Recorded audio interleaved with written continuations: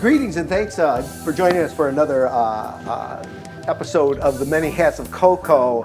We're at the Tsunami Bookstore here in Eugene, Oregon. Thanks, Scott, for having us here. Today we have a guest who I know well. Russell Peltzer is a sculptor of bronze who I've admired for quite a while. And I'm delighted to have the opportunity to visit with Russell. Care to join me, Russell? Come on up. Have a sit. Thank you. You can do that. So I mentioned real quick that I do know you. I should, truth in advertising, I should say that we've even played some music together. Russell also is a musician. He works with a trio, the Garden Variety Trio. Is that correct? That's correct. Yeah, and it's a fun unit. If you ever get a chance to see it, Americana country. And Russell has a voice just like Johnny Cash. So if you like Johnny Cash, this is the guy. Yeah. And great songwriter too. But today we're talking about sculpting. Yeah. And how long have you been sculpting? Well, since I was 7 years old. Wow, really? When I was in the second grade, our teacher brought in a whole bucket of clay, said, okay, students, everybody grab a whole bunch of clay in your hands. And she says, now just do something, which was just wonderful for me because I wasn't a very good student. I'm real dyslexic and reading and all that, just nah.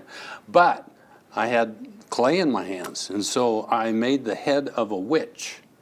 And at the end of the class, she said, oh my, you've got to take this home and show it to your parents. And she didn't say that to anybody else. I went, it's interesting. So I went home and I showed it to my parents, and that was the beginning. I thought, well, I can do something. And I can work with my hands. So did you follow that up in class through the years? How'd that happen? I had made several sculptures out of wood from different classes in junior high and high school. And then I got real inspired. The first time I went to college, I was going to be an actor. So I studied theater art.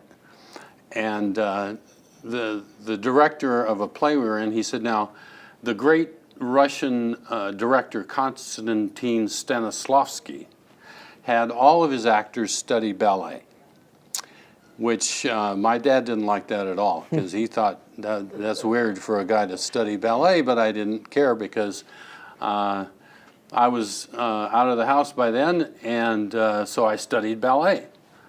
And there it was, me and one other guy and 21 of the most beautiful women on earth in leotards and fit and this beautiful bodies in motion.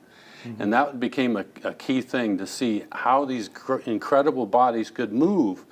And that kind of got me really interested. Well, that's real interesting because one of the things I've noticed about your work, your sculpture, is the motion in it. Even though it's stationary, it feels like it's moving. So you would attribute some background in ballet to this? Wow. Oh. Yeah, and that really was the start of it. And then by chance, I had a business meeting to go to in Mexico City, and my friend Jesse Nazareth, who was a local artist in Eugene, he said that he'd purchased a sculpture from his friend in Mexico City, and would I pick it up and bring it back? And I said, sure. And it was about like this in bronze. And he says, oh, the guy who made it, he's world famous. And his name is Gabriel Ponzanelli, and you'll meet him. So we went, my wife and I went to this meeting in Mexico City, and then at the end, we picked up the sculpture, And we had dinner with Gabrielle, and he watched me, and he says, "You're a sculptor. I'm watching your hands." Oh, wow. Well, I thought, you know, all con artists work the same. They tell you what you want to hear. And so I thought he was just kidding me. But what happened was he invited me to come to Mexico and learn to sculpt. So on several occasions, I would go down and spend a week or two with Gabrielle in his studio. And one night he was very, very sick. And we were in Mexico City in the studio, and he had contracted typhoid fever. And so he was sweaty, and he was in his underwear, and it was 1 o'clock in the morning, and I was working on this piece of sculpture, and his voice from behind, he says, "Russell, did you know you could do that?" I said, "No." He says, "Well, the truth is that you've always been a sculptor, but now you know." How did he identify it? You said you were sitting at the table. Was he watching your hands? He was watching my hands move. He was watching your hands move. Yeah. And, well, this is now 41 years I've been a practicing chiropractor, so I'm really, the hands really know what the body's doing. Yeah. In our first 6 months of chiropractic college, we spent that first 6 months dissecting 17 human cadavers. So I actually know what's underneath the skin. Yeah. You know how it moves. I know how it moves. You know how it ripples. Yes. Yeah. Well, you know, give us a little background because bronze is to me, such a big piece to work with. Yeah. What's a little bit of the process that goes into that? Well, he said, Gabrielle said, I have a name, Ponzanelli, and it's been around for generations because my father was a sculptor, and his father was a sculptor, and for generations, all the way back to the Medici family, where the original Ponzanelli was a student with Michelangelo. Wow. And they used, back in that time, they used the lost wax to make the sculptures in bronze. I'm sorry, I don't know what that is. The lost wax. Lost wax. Yes, it was invented by a monk, actually, way before Michelangelo. And what it is like if we wanted to make a sculpture of this. Yes. So, well, you'd have to, if you made that in clay, and then you need to make a mold. So you'd have to find a way to get the mold off of this. So you'd make a little fence out of, I use X-ray film, and then you make this with plaster of Paris. And then the plaster of Paris, you cover that on both sides with the little fence in here, and then once you get the plaster of Paris on there, then as you pull it apart, you got two halves. And then if you want to make that into bronze, and you take the plaster of Paris and cover that with wax, and then when that dries, then you put a candle, the one for the metal that's going to go into the piece and one for the gases to escape, and then that's covered with plaster of Paris. And then, so that's about that thick. And then what you do is you put it in an oven, turn it upside down, and heat all of that wax, and all the wax comes out, leaving this little space in between. So the wax is lost. And then you pour the bronze into there, and then after it hardens, you hit it with a hammer and take all the plaster of Paris off, and you got these two pieces that have to be put back together, welded together, and then finished and put a patina on it. And so that's where the wax, the lost wax comes. Quite a number of steps to. Oh, yeah. And how long would one piece take you? Say one piece this big. Well, it takes me 3 to 6 months or so. Wow. Because there's a lot of work into it. And what I've learned to do is when you see that you think you're finished, then you take a picture of it. Because if you just look at a piece of sculpture, your eyes keep moving. You know, it's like this journey.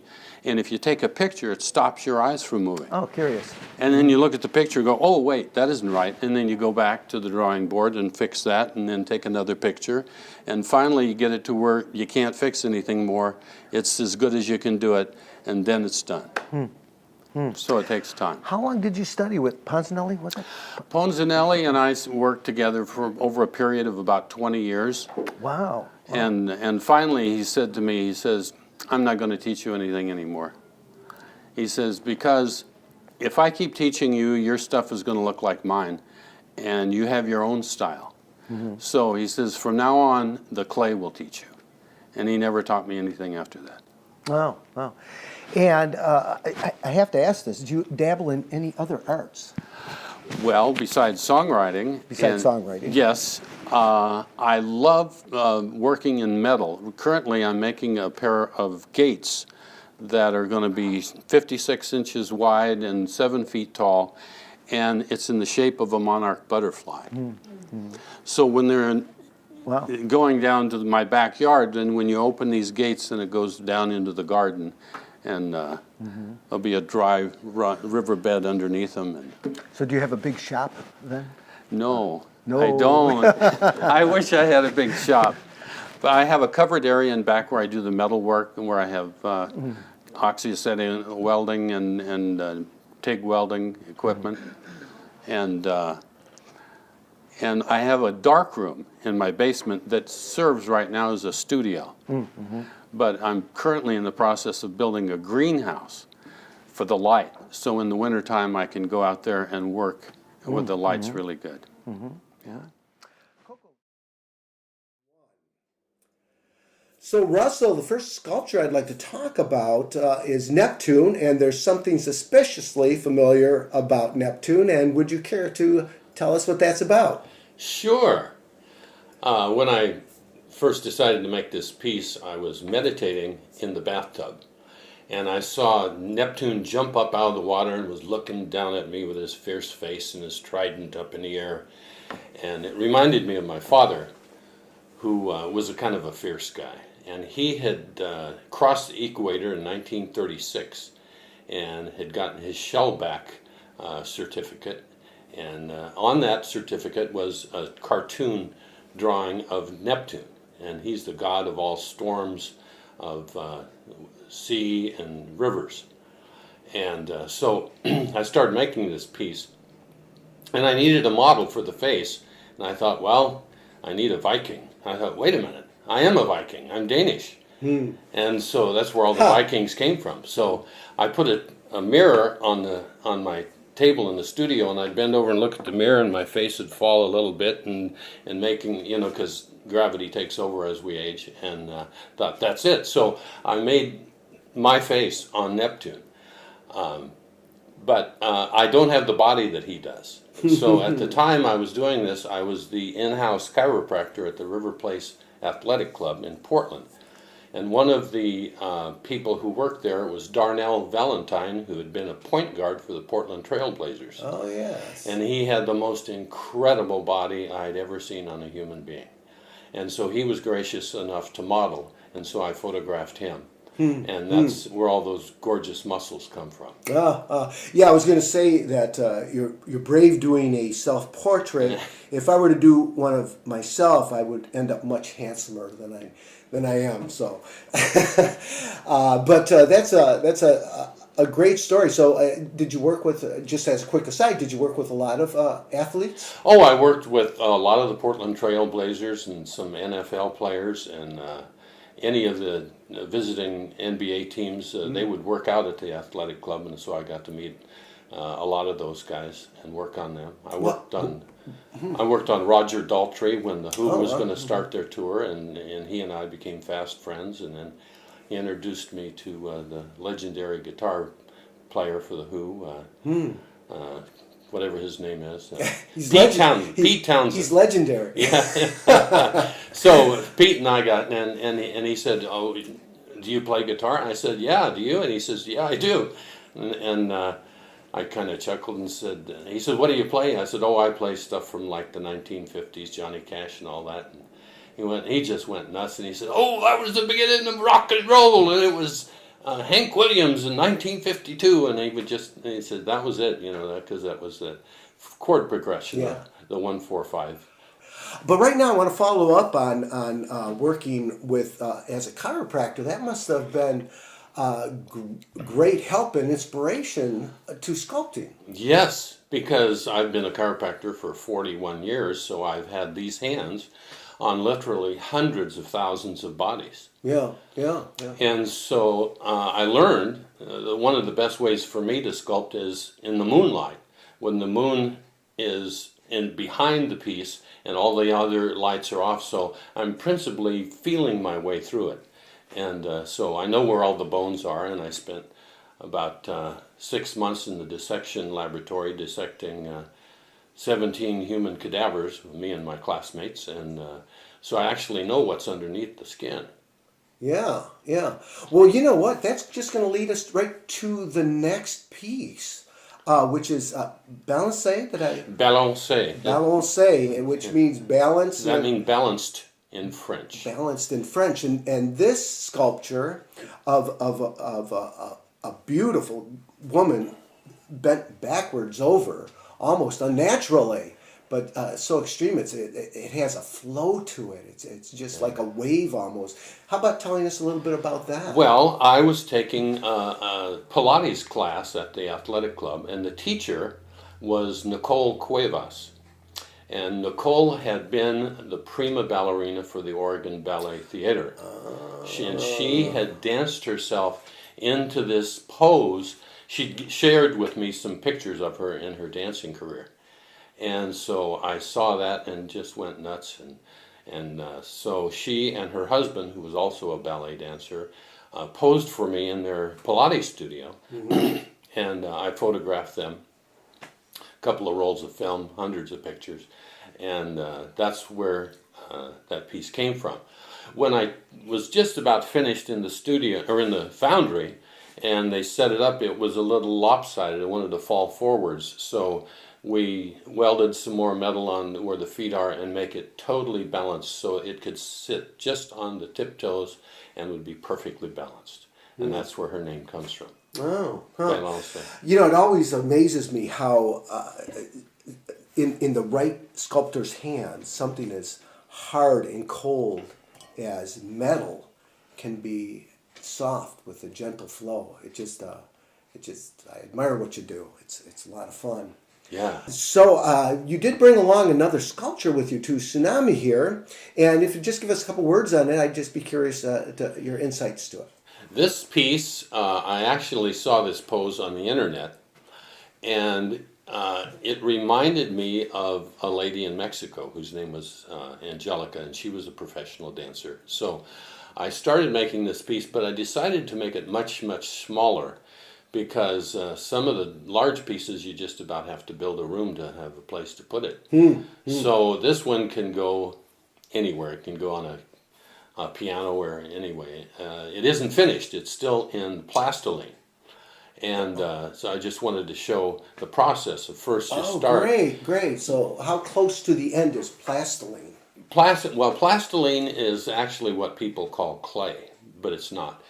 Clay dries and cracks and hardens, and plastiline is actually industrial strength wax with ground stone. And this would be the mold that you... No, this will be the working material. So first I made on what's called an armature out of metal, because I was a metalsmith in the Navy, and so I weld these pieces together. That's the framework. Mm-hmm. And then you put the plastiline on there, and then that you can make it exactly the way that you want it.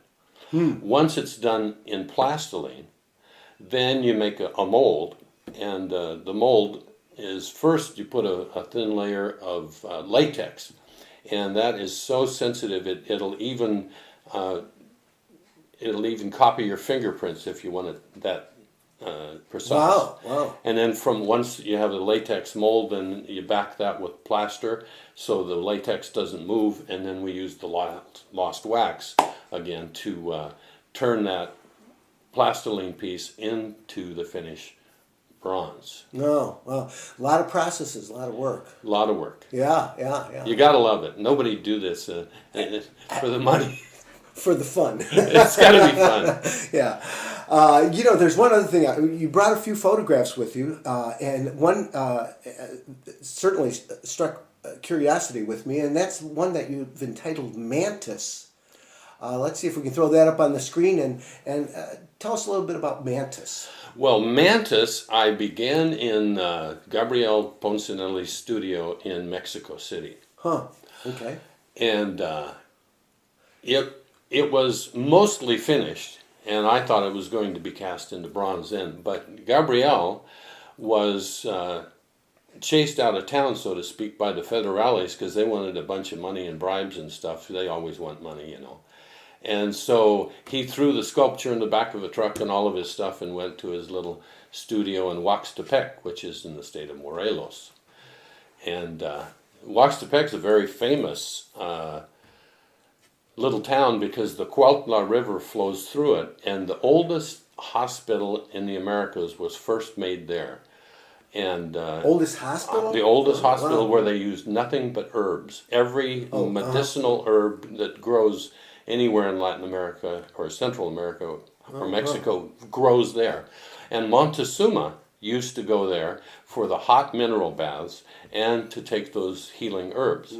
So anyway, that Gabriel had a studio there in Huaxtepec. So he showed me the piece that he'd thrown in the back of the truck, and it was all mangled. So I spent a couple of weeks putting it all back together, and one morning I went out, and this particular plastiline was like forest green in color. And I went out there, and there was a praying mantis sitting on the piece of sculpture. Okay. Because it blended in with the color. And so I was working over on one side, and when I would move a little bit to the left, the mantis would move a little bit to the right. And all day long we did this dance, this ballet of me working on the sculpture, and the mantis would move a bit at a time. Huh.